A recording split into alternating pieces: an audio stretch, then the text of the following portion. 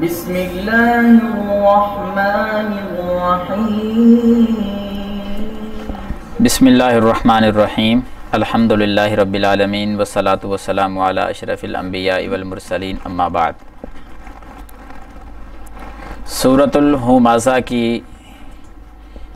اگلی آیات آج ہم پڑھیں گے. کل کے سبق میں ہم نے 3 آیات پڑھی تھیں، ان کو صرف دہرایا جائے گا تاکہ اگلی بات سمجھنے میں آسانی ہو سکے. اب اپنے اپنے سپارے پر غور کریں. پہلی آیت کریمہ کا ترجمہ سورۃ الہمزہ. ہمزہ کا معنی آپ نے خود بتانا ہوگا کہ کیا تھا. پہلی آیت کریمہ میں پڑھا ہے ہمزۃن، پھر آگے لومزۃن. ہمزہ کا کیا معنی ہے؟ ہاں جی، بہت زیادہ تانے دینے والا. اور لومزہ کا معنی بہت زیادہ عیب لگانے والا. تو ترجمے پر غور کریں. ویلن ہلاکت ہے، لکل ہمزۃن لومزۃ، بہت زیادہ عیب لگانے والے، بہت زیادہ تانے دینے والے کے لیے. ویلن کا کیا معنی؟ ہلاکت ہے. لکل ہمزۃ لومزہ، ہر ایک اور عیب لگانے والے کے لیے. الذی، وہ شخص جس نے جمع کیا، مالن وعددہ، اور اس کو گن کے رکھا. یحسب، وہ گمان کرتا ہے، ان مالہ، بے شک اس کا مال، اخلدہ،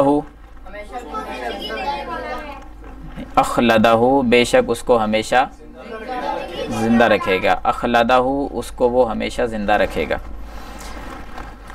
اگلی آیت پر آپ غور کریں گے. وائٹ بورڈ پہ دیکھیں. کلا، کلا کا کیا معنی؟ ہرگز نہیں. کلا ہرگز نہیں، کلا ہرگز نہیں. لیمبذن فی الحطمہ. لیمبذن کا معنی ہے البتہ وہ ضرور پھینکا جائے گا.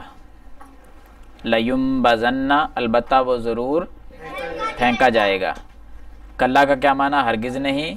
یعنی پچھلی بات کی نفی ہو گئی کہ وہ یہ سمجھ رہا تھا کہ اس کا مال اسے زندہ رکھے گا.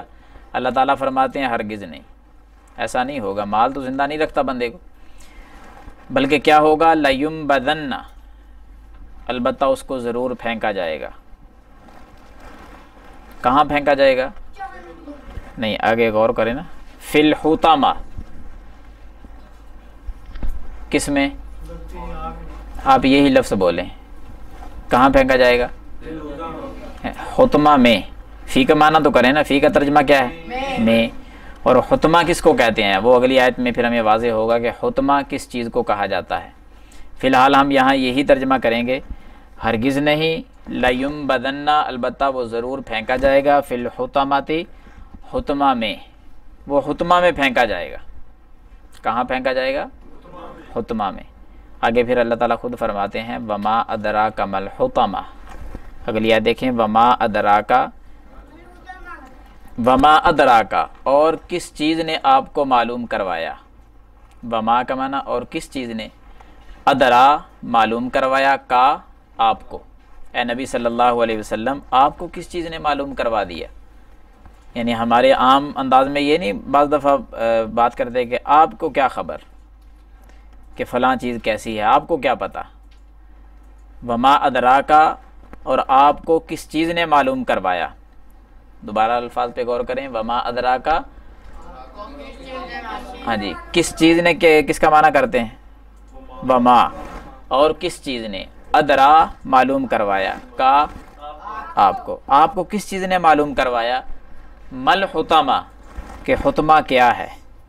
مل حطمہ، حطمہ کیا ہے. اس ماں کا معنی کیا ہے، اور اس ماں کا معنی کس چیز نے.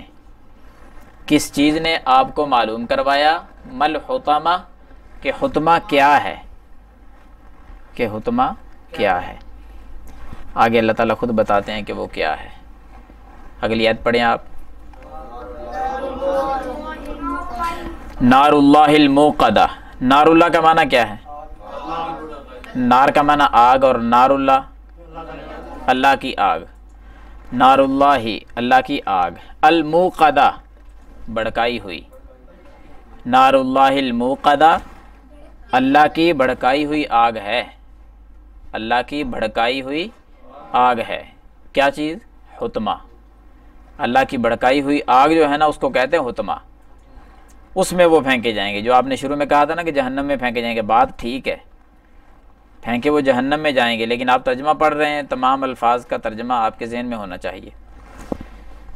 دیکھیں جی دوبارہ سے، کلا ہرگز نہیں، لیمبذن البتہ وہ پھینکے جائیں گے، فی الحطمۃ حطمہ میں، وما ادراکا اور آپ کو کس چیز نے معلوم کروایا، مل حطمہ کہ حطمہ کیا ہے، نار اللہ الموقدہ،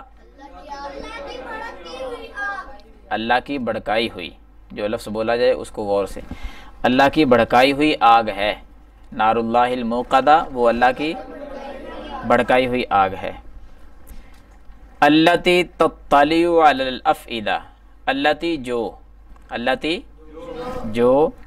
تطلع جھانکتی ہے، تطلع کا معنی یہ وہی آگ جو ہے نا بھڑکائی ہوئی اس کی طرف اشارہ ہے کہ جو جھانکتی ہے، علی الافئدہ دلوں پر، علی کا معنی کیا ہے؟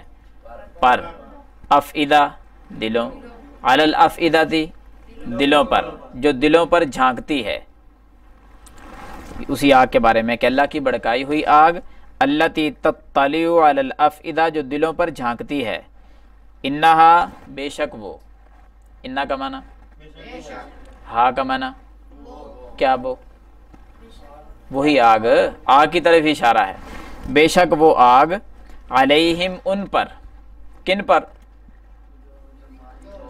وہ جو لوگ ادھر جہنم میں جائیں گے ان پر، بے شک وہ آگ، علیہم ان بندوں پر، مؤصدۃ بند کی ہوئی ہے، چاروں اطراف سے نا بند کی ہوئی ہے، وہی اس میں جلیں گے، مؤصدہ کا معنی بند کی ہوئی، انہا علیہم مؤصدہ بے شک وہ ان پر بند کی ہوئی ہے، بے شک وہ آگ ان پر کیا ہے؟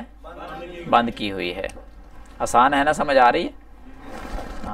آخری آیت، فی عمد ممددۃ، فی عمد ممددہ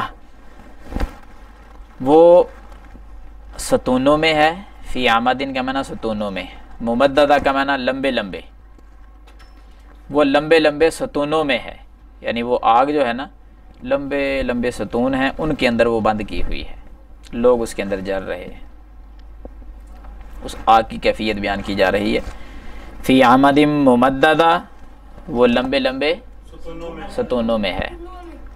اب آپ تھوڑی سی توجہ کے ساتھ دوبارہ سے دیکھیں گے، کلا کا کیا معنی ہے؟ لیمبذن، ہاں البتہ وہ پھینکے جائیں گے، فی الحطمۃ وما ادراکا، ہاں آپ کو کس چیز نے معلوم کروایا، آپ کو کس چیز نے معلوم کروایا، مل حطمہ، حطمہ کیا ہے؟ اب جس سے معنی پوچھوں گا وہ بولے گا جی حماد بھائی بتلائیں، نار اللہ الموقدہ، نار اللہ اس کا معنی کریں، نار اللہ آسان ہے بالکل، نار کا کیا معنی ہوتا ہے؟ ہاں جی آپ بتائیں، اللہ کی آگ، الموقدہ بھڑکائی ہوئی، نار اللہ الموقدہ اللہ کی بھڑکائی ہوئی آگ ہے، پورا معنی کرنا آپ نے، اللہ کی بھڑکائی ہوئی آگ ہے، التی جو تطلع جھانکتی ہے، علی الافئدۃ دلوں پر، جو دلوں پر جھانکتی ہے، انہا وہ، علیہم ان پر، مؤصدہ فی عمد ممددہ ہاں لمبے لمبے بڑے بڑے ستونوں میں، بڑے بڑے ستونوں میں وہ ان پر بند کی ہوئی ہے۔ اب جہنم کے بارے میں آگ کا تذکرہ ان آیات کے اندر آپ نے پڑھا ہے کہ جہنم کی آگ ہوگی، ہرگز وہ بندہ کبھی یہ نہ سمجھے کہ پیسہ زیادہ ہے تو وہ ہمیشہ اس کا پیسہ اس کو زندہ رکھے گا، ایسا تو ممکن ہی نہیں۔ کتنے اگر یہ ایسا ممکن ہوتا نا کہ پیسے کی وجہ سے بندہ زندہ رہتا ہے، پیسہ اس کو زندہ رکھتا ہے، تو پھر تو کتنے پیسوں والے لوگ چلے گئے ہیں، وہ کوئی بھی فوت نہ ہوتا۔ فرعون کا کتنا مال تھا، قارون کے پاس کتنا خزانہ تھا، جب پیسے کی وجہ سے کوئی نہیں زندہ رہتا۔ یہ مت کوئی سمجھے کہ پیسے کی وجہ سے وہ زندہ رہ سکتا ہے، پیسہ اس کو زندہ رکھ سکتا ہے، جب اس کی موت آئی ہے بس گیا، وہ کبھی نہیں رہے گا، یہ بات ذہن نشین کر لیں۔ پیسے کی وجہ سے دین کو چھوڑ دینا، نمازیں نہ پڑھنا اور ہی کام کرتے رہنا، تو وہ ہلاکت ہے، سراسر سیدھی سیدھی ہلاکت ہے۔ کیسے؟ آپ غور کریں۔ اس کے اندر اللہ تعالیٰ نے اس جہنم کی آگ کی کیفیت کو کچھ بیان کیا ہے کہ لمبے لمبے ستونوں کے اندر وہ بند کی ہوئی ہے، لوگ اس کے اندر جلیں گے۔ حطمہ کے اندر، حطمہ کس کو کہتے ہیں؟ اللہ کی بھڑکائی ہوئی آگ۔ اللہ کی بھڑکائی ہوئی آگ کو حطمہ کہا جاتا ہے۔ یہ خبر ہے کہ حطمہ اور اللہ کی بھڑکائی ہوئی آگ ہے کس طرح کی، کتنی کہ وہ گرم ہے، کتنی کہ وہ تپش والی ہے، کیسی ہے وہ آگ۔ ہم نے تو یہ دنیا کی آگ دیکھی ہے نا۔ اس بارے میں ایک حدیث آپ یاد رکھیں، اللہ کے رسول صلی اللہ علیہ وسلم نے فرمایا کہ جہنم کی آگ یہ دنیا کی آگ سے کتنی زیادہ گرم ہے، آپ کو پتہ ہے؟ سنا ہوا تو ہے، پھر آپ نے پہلے نہیں بتایا۔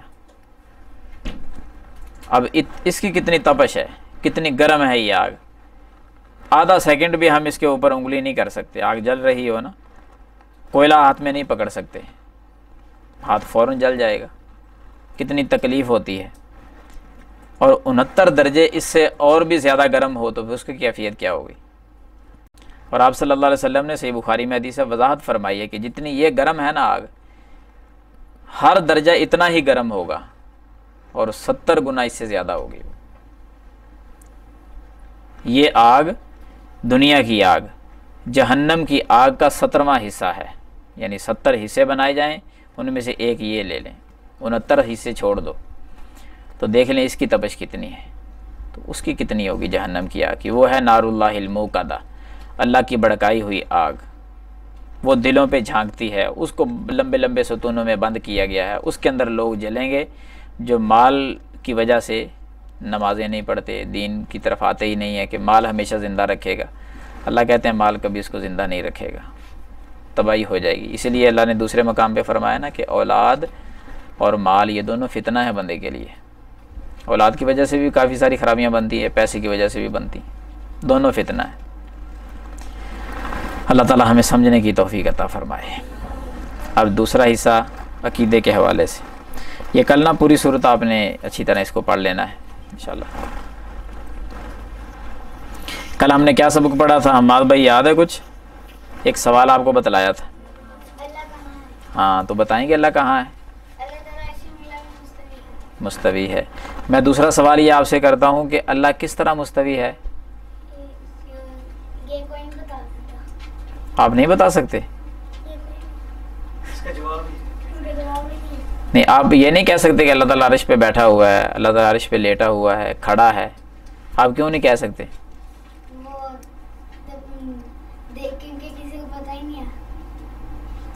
ہاں جی سبتین بھائی بتائیں گے۔ تشبیہ ہو جائے گی اگر یہ کہیں گے نا کہ اللہ تعالیٰ بیٹھا ہے، کھڑا ہے، لیٹا ہوا ہے، تو یہ تشبیہ لازم آتی ہے، جبکہ تشبیہ درست نہیں ہے۔ لیسا کمثلہ شیء، اللہ کی مثل ہے ہی کوئی نہیں، تو پھر اس کا کیا جواب دیں گے کہ اللہ تعالیٰ کیسے ہے عرش پر؟ کوئی بھائی بتا دے۔ نہیں، بلند تو ہے نا، عرش پر مستوی بھی ہے، مستوی کا معنی یہ ہے کہ وہ، ہاں یہ جواب اپنی شان کے مطابق، جس طرح اللہ کی شان کے لائق ہے اللہ اسی طرح مستوی ہے۔ یہ ہمیشہ یاد رکھیں، کوئی سوال کر ہی لے یا اس کے سوال کرنے سے پہلے ہی آپ یہ جواب دے دیں کہ اللہ تعالیٰ عرش پر، اپنے عرش پر مستوی ہے اپنی شان کے لائق، جو جس طرح اللہ کی شان ہے اسی طرح اللہ مستوی ہے۔ ہمیں خبر ہی نہیں ہے، ہمیں کوئی پتہ نہیں کیسے ہے وہ بات ہی نہیں کر سکتے۔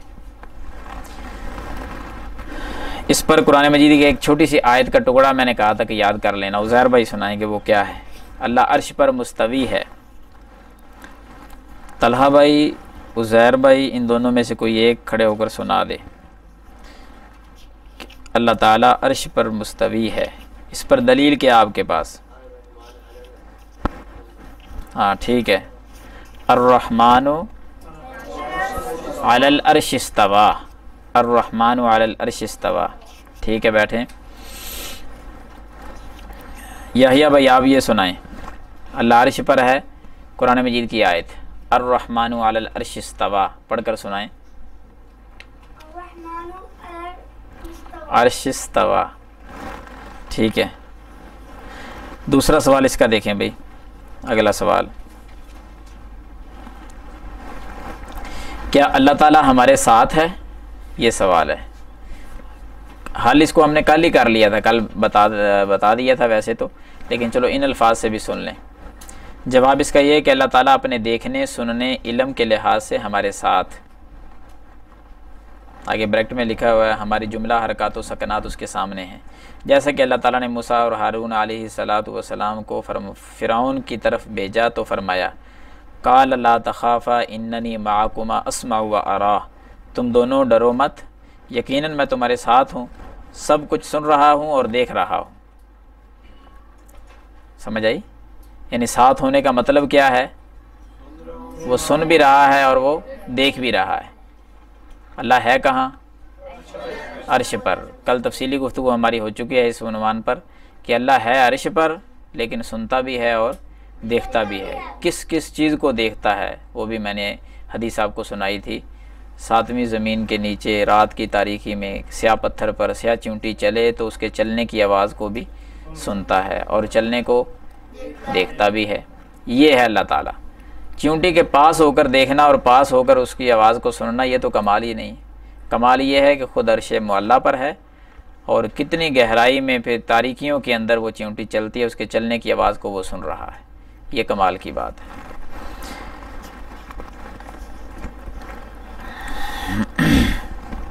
बस यही एक सवाल है, ये आपने याद करना है कि अल्लाह ताला क्या हमारे साथ है। तो आप कहेंगे कि इसका मतलब ये है कि अल्लाह ताला सुन रहा है और अल्लाह देख रहा है, इस लिहाज से साथ का ये मतलब है। ये मतलब नहीं कि अल्लाह ताला है ही बजाते खुद वो साथ है, ये मतलब नहीं है। कुरान मजीद की जो आयत है उसका मफ़हूम और उसका तर्जमा आपके जहन में हो। कुरान मजीद की आयत कौन सी है? जो इन्होंने लिखा ला तखाफ़ा इन्ननी माकुमा अस्मा व अरा। पीछे पस मंज़र आपके पूरा जहन में हो कि कौन, वालेकुम सलाम, कौन कह रहा है, किसको कहा जा रहा है? अल्लाह ताला ने मूसा अलैहिस्सलाम और उनके भाई हारून अलैहिस्सलाम दोनों को कहा था फ़िरौन के पास जाओ और डरना नहीं है उनसे, फ़िरौन से डरना नहीं।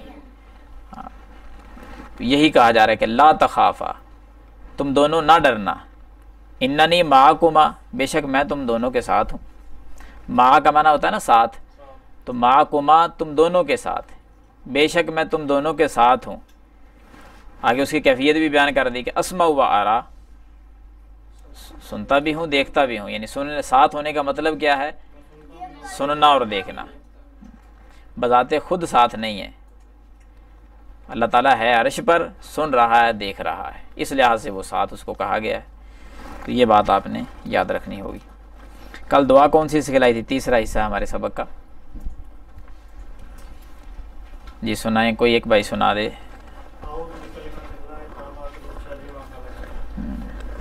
ये किस वक्त पढ़नी चाहिए? हाँ जी अब्दुल्ला। जिस टाइम कोई जंगल या किसी वीरान जगह पर बैठा होता है या पढ़ रहे, उससे कोई भी चीज़ निकाल दी। शाबाश। अच्छा ये बतलाएंगे, यही दुआ सुबह शाम 3-3 मरतबा भी पढ़नी है। दुआ यही है, सुबह शाम कितनी बार? 3-3 मरतबा। जो फ़ायदा था ना बिस्मिल्लाहिल्लज़ी ला यज़ुर्रु मअ इस्मिही शैउन फ़िल अर्ज़ि वला फ़िस समाई व हुवस समीउल अलीम, कि कोई चीज़ नुकसान नहीं पहुंचा सकती। इसके 3-3 मरतबा पढ़ने से रात के वक्त कोई जहरीला जानवर नुकसान नहीं पहुंचा सकता। ये अल्फाज हैं, यानी मिलती जुलती फजीलत है दोनों दुआओं की। आज हम जो दुआ पढ़ेंगे वो बिल्कुल आसान है। रज़ीतु बिल्लाहि रब्बन व बिल इस्लाम दीनन, मिलाकर पढ़ना है तो फिर रज़ीतु बिल्लाहि रब्बन व बिल इस्लाम दीनन व बि मुहम्मदिन नबिय्या। आती है ना सबको? मैं लिख देता हूँ, जिन भाइयों को याद नहीं वो देखकर उसको ना नोट फरमा लें और फिर उसकी फजीलत आपके सामने उजागर कर देते हैं।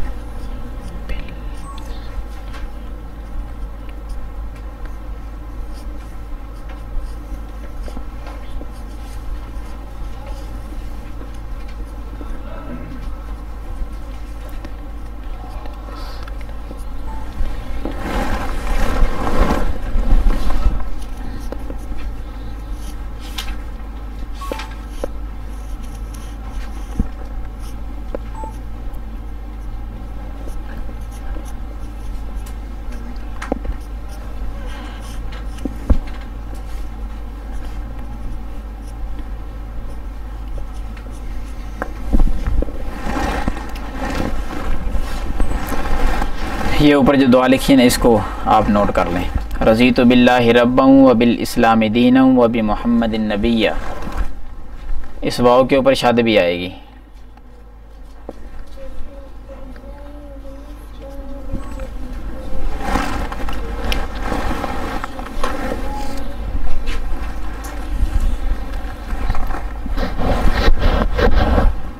جلدی جلدی نوٹ فرما لیں.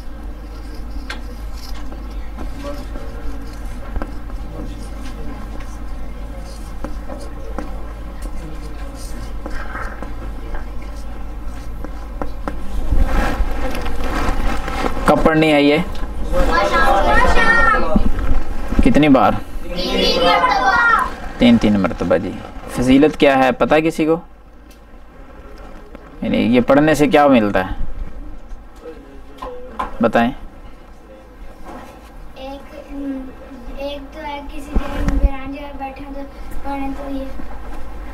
اس دعا کی فضیلت رضیت باللہ ربا و بالاسلام دینا و بمحمد النبی، اس کی فضیلت کیا ہے؟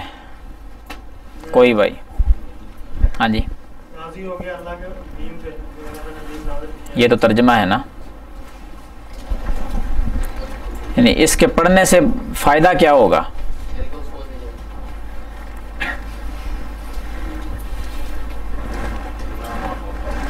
اس کا انکار بھی نہیں کیا جا سکتا. جو آپ نے جواب دیا ہے عزیر بھائی نے دیا جواب. عزیر بھائی جواب دے رہے ہیں دل کو سکون ملے گا. چلو سن لیں. اب وہ آپ کو بات بتلاتے ہیں جو ہمارے پیارے نبی جناب محمد رسول اللہ صلی اللہ علیہ وسلم نے بیان فرمائی ہے اس دعا کے بارے میں. اس دعا کو جو بندہ صبح شام پڑھتا ہے نا، نبی صلی اللہ علیہ وسلم نے فرمایا کہ اللہ تعالیٰ پر لازم ہو جاتا ہے کہ اللہ قیامت کے دن اس بندے کو راضی کرے گا. قیامت کا دن ہوگا، اللہ اپنے اس بندے کو کیا کرے گا؟ راضی کرے گا. اللہ پر لازم ہے کہ میں اس بندے کو راضی میں نے کرنا ہے.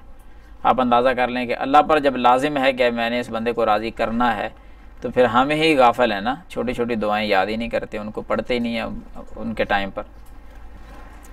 ترجمہ کیا ہے کہ میں اللہ کے رب ہونے پہ راضی ہوں. رضیت میں راضی ہو گیا. کس پہ راضی ہو گیا جی؟ رضیت باللہ ربا، اللہ کے ساتھ راضی ہوں اس کے رب ہونے پر، کہ اللہ رب ہے، اللہ ہی پالنے والا ہے، کوئی شریک نہیں اس کا. یعنی توحید ہے سیدھی سیدھی. اللہ کے رب ہونے پہ راضی ہوں. بالاسلام دینا، اور اسلام کے دین ہونے پہ راضی ہوں. یعنی میں دین اسلام پر ہوں، کسی اور دین پر نہیں ہوں، کسی اور مذہب پر نہیں ہوں، اسی پہ راضی ہوں. تیسرا محمد النبی صلی اللہ علیہ وسلم. ہاں جی، اور محمد صلی اللہ علیہ وسلم کے نبی ہونے پہ میں راضی ہوں. یہ جملے تو بڑے آسان ہیں. یہ فضیلت بھی اسی بندے کو ملے گی جو واقعہ ہی جو بات کہہ رہا ہے نا اس پر پکا بھی ہو. اب اللہ کو رب تو مانتا ہے گرا ہوا کسی اور جگہ پہ جا کر، پھر اس کا مطلب ہے رب مانا نہیں ہے صحیح معنوں میں. اسی طرح دین اسلام کو تو پڑھنے کے لحاظ سے مان لیا ہے لیکن اسلام کا کام ایک بھی نہیں کرتا، ساری مخالفت ہو رہی ہے، پھر وہ راضی تو نہیں ہے نا. اگر اس دعا کے مطابق اگر سمجھے نا کہ میں بالکل سچا ہوں تو پھر اپنے اعمال چیک کریں. کیا دین اسلام نے یہ حکم دیا ہے یہ کام کرنے کا جو میں کر رہا ہوں؟ گویا کہ ہم پھر دین اسلام پہ راضی نہیں ہیں. اگر راضی ہوتے تو یقیناً کبھی بھی الٹ کام اس کے نہ کرتے. ایسے ہی آخری بات ہے، نبی صلی اللہ علیہ وسلم کے نبی ہونے پر، یعنی محمد صلی اللہ علیہ وسلم کو نبی مان لیا، اس پہ راضی ہے. اگر واقعہ ہی راضی ہے تو کسی اور کی بات اس کو اچھی لگنی نہیں چاہیے تھی. اگر کسی اور کے نقش قدم پہ چلتا ہے گویا کہ اس کو نبی صلی اللہ علیہ وسلم کے نبی ہونے پر وہ راضی نہیں ہے. اگر نبی ہونے پہ راضی ہوتا تو حرف آخر بات ان کی ہوتی. تو بہت ساری دنیا کس طرف گئی ہوئی ہے. جملے 3 ہیں لیکن بہت کچھ اس کے اندر جو ہے نا سمایا ہوا ہے. تمام چیزوں کو ذہن میں رکھ کر پھر اس دعا کو پڑھنا ہے. اللہ تعالی ہمیں عمل کرنے کی توفیق عطا فرمائے. کل یہ دعا بھی یاد ہو اور اس کی فضیلت بھی یاد ہو. سبحانک اللہم و بحمدک اشہد ان لا الہ الا انت استغفرک و اتوب الیک.